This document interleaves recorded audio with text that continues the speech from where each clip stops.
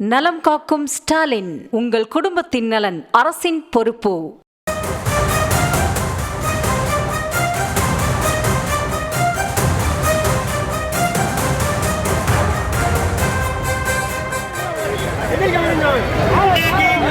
உங்க இதான் சொல்றாரு மஞ்சள் நட்டுப்பா ஓரமா பாட்டுப்பா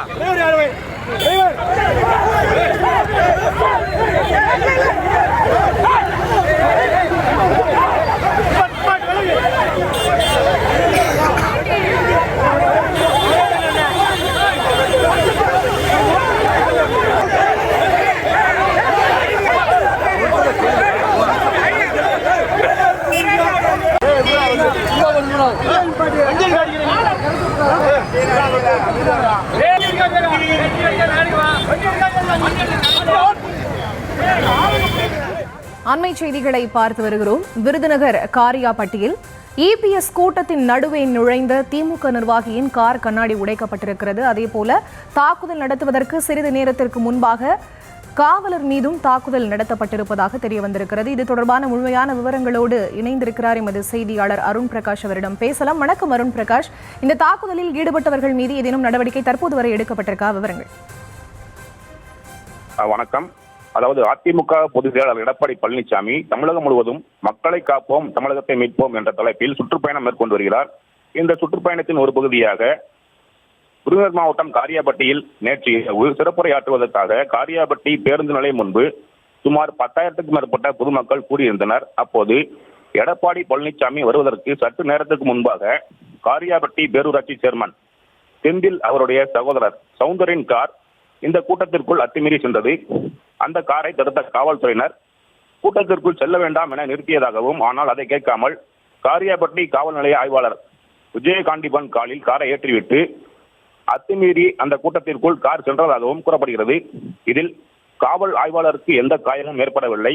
அப்போது கூட்டத்திற்குள் நுழைந்த அந்த காரின் கண்ணாடியை அதிமுக தொண்டர்கள் உடைத்து சேதப்படுத்தினர். இது குறித்து கேட்டபோது சவுந்தரின் மகனுக்கு உடல்நிலை சரியில்லாததால் அந்த வழியாக மருத்துவமனைக்கு அழைத்து சென்றதாக கூறப்படுகிறது.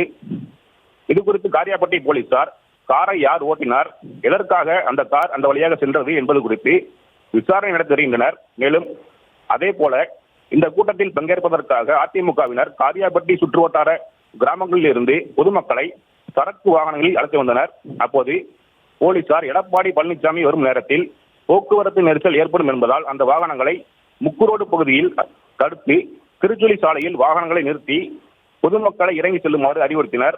ஆனால் அதிமுகவினர் ஆங்காங்கே வாகனங்களை நிறுத்தி ஆட்களை இறக்கிக் கொண்டிருந்தனர். இதை காவலர் ஒருவர் தனது செல்போனில் வீடியோ எடுத்துக் கொண்டிருந்தார். அப்போது திடீரென அதிமுகவினர் வீடியோ எடுத்துக் கொண்டிருந்த காவலரை சூழ்ந்து தள்ளியதால் அவரது கையில் இருந்த செல்போன் கீழே விழுந்தது. இதில் அந்த காவலர் நிலை குலைந்தார். இதை அங்கிருந்தவர்கள் தங்களது செல்போன்களில் வீடியோ எடுத்துள்ளனர். அந்த வீடியோ காட்சிகளின் அடிப்படையில் காரியாபட்டி காவல் நிலைய போலீசார் விசாரணை நடத்தி வருகின்றனர்.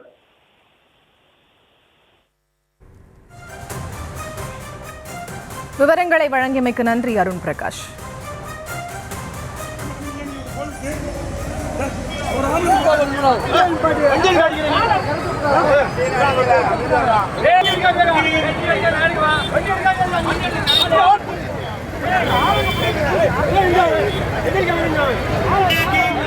உங்க இதான் சொல்றாரு மஞ்சள் நட்டுப்பா ஓரமா பாட்டுப்பா